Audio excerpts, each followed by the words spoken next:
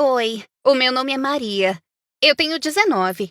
E eu vou contar como conheci outra eu de uma realidade alternativa há 3 anos. Eu nunca pensei que as histórias de ficção científica pudessem mesmo ser reais. Mas às vezes a realidade é bem mais estranha que a ficção.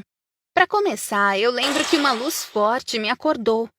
Tava tudo tão claro que parecia ter acontecido uma explosão nuclear do lado de fora do meu quarto.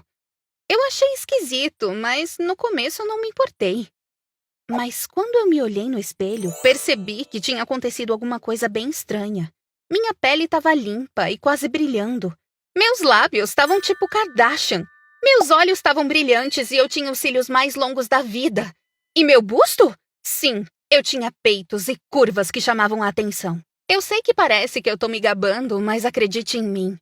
Acordar e ver meu corpo e rosto tão bonitos foi a coisa mais assustadora que já me aconteceu.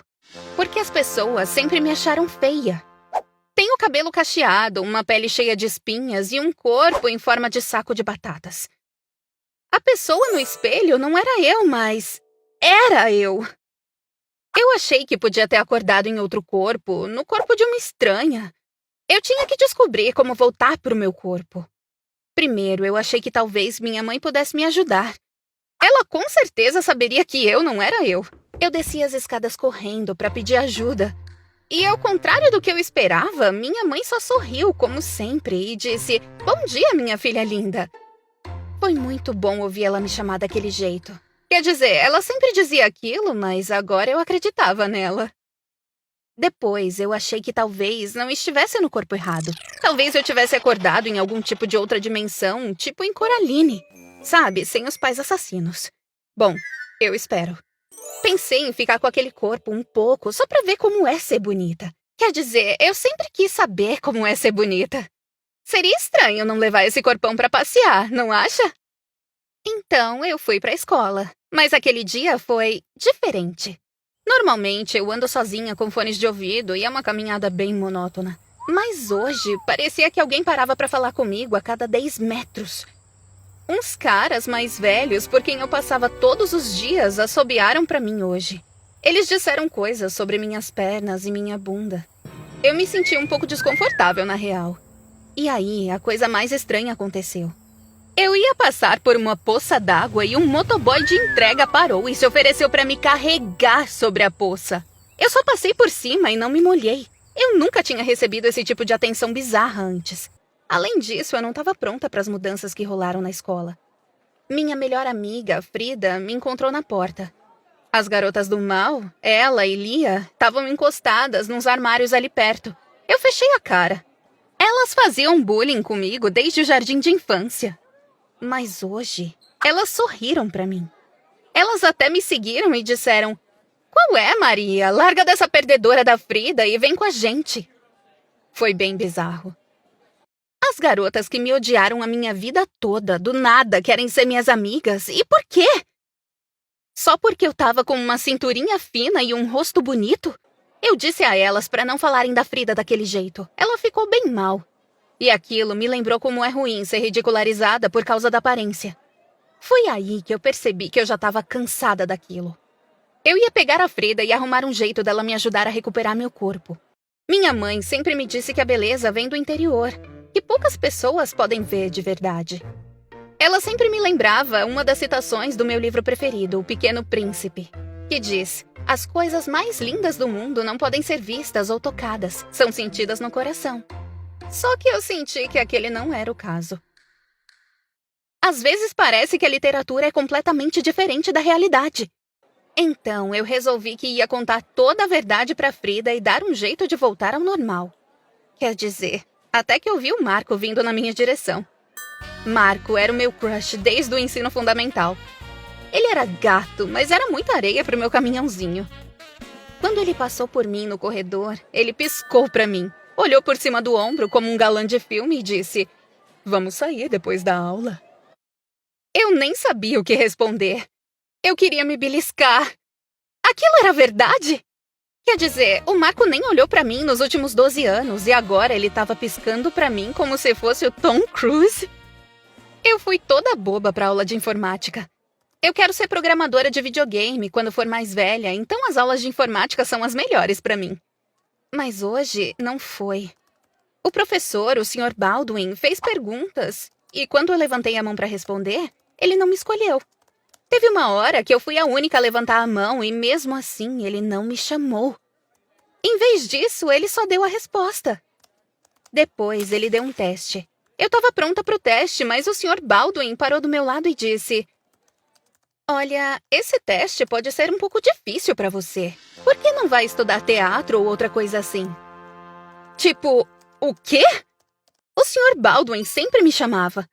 Ele dizia que eu seria uma programadora famosa. Mas agora ele não estava me levando a sério. Eu fiquei com raiva, mas fui bem no teste. Acertei tudo e ele me acusou de colar. Então, de acordo com o mundo, ser gata significa que eu não sei mexer com PC? Eu fiquei chocada. E foi assim quase em todas as aulas. Matemática, ciências e educação física. A gente estava jogando beisebol e perguntei pro capitão onde ele queria que eu ficasse. Ele me disse para ficar de fora e ser bonita. Eu não sabia o que fazer, então eu fiquei parada lá a aula toda, com os meninos babando em mim e conversando comigo. E o professor nem ligou! E aí, no fim da aula, eu estava me perguntando se o Marco iria manter a palavra. E para minha surpresa, ele estava me esperando do lado de fora. Ele parecia um deus grego, pelo amor de Deus. Ele me perguntou se eu estava pronta para ir. Eu perguntei para onde a gente ia e ele disse que para casa dele. Eu entrei em pânico. Me lembrei das histórias que li ou vi na TV, sobre mulheres que usavam seus atributos físicos para tirar vantagem de situações. Ou para conseguir o que queriam. Mas eu realmente queria que o Marco me amasse por quem eu sou. Pode parecer ingênuo, eu sei, mas eu não sou idiota. Tá, eu tava com aquele corpão maravilhoso, mas eu não tava pronta pra aquilo. Eu nunca tinha beijado. Fiquei meio envergonhada e perguntei se ele queria ir ao cinema primeiro. Mas o Marco revirou os olhos e disse que eu tava bancando a difícil. Mas tudo bem. Eu achei que ele foi muito direto. Mas talvez aquele era o jeito que as pessoas flertam por aí. O mais importante pra mim era que eu tava saindo com o Marco. O Marco!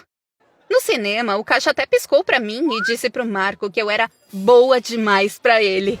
Eu, a perdedora de cabelos cacheados, boa demais pro Marco?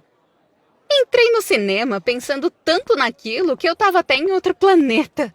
Eu nunca imaginaria que o que aconteceu depois partiria meu coração daquela forma. O filme todo, o Marco ficou botando as mãos em mim. No começo, foi só o braço em volta dos ombros. Aí a mão dele começou a descer. Eu tava desconfortável, então pedi com educação que ele parasse.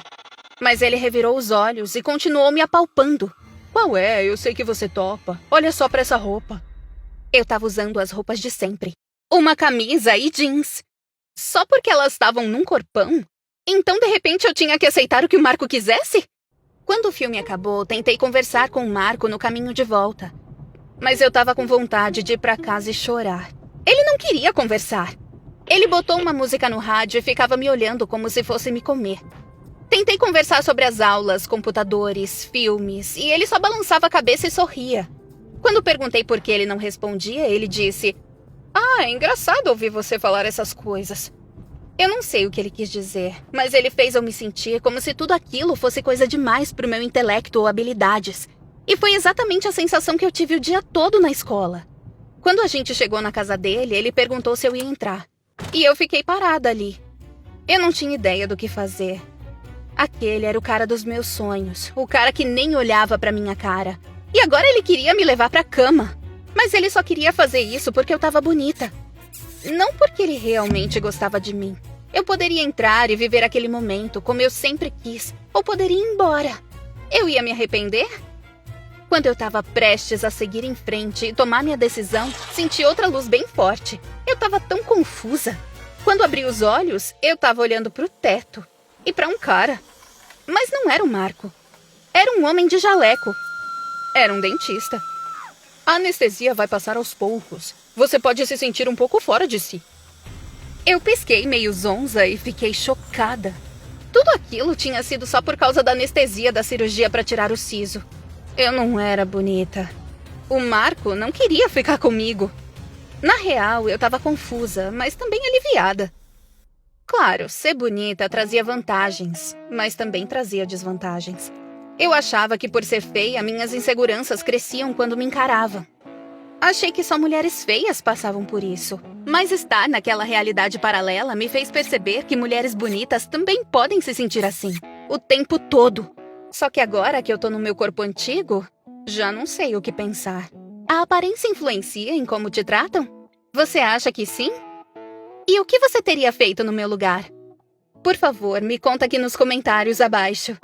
Eu ainda não sei como me sinto sobre a experiência que tive.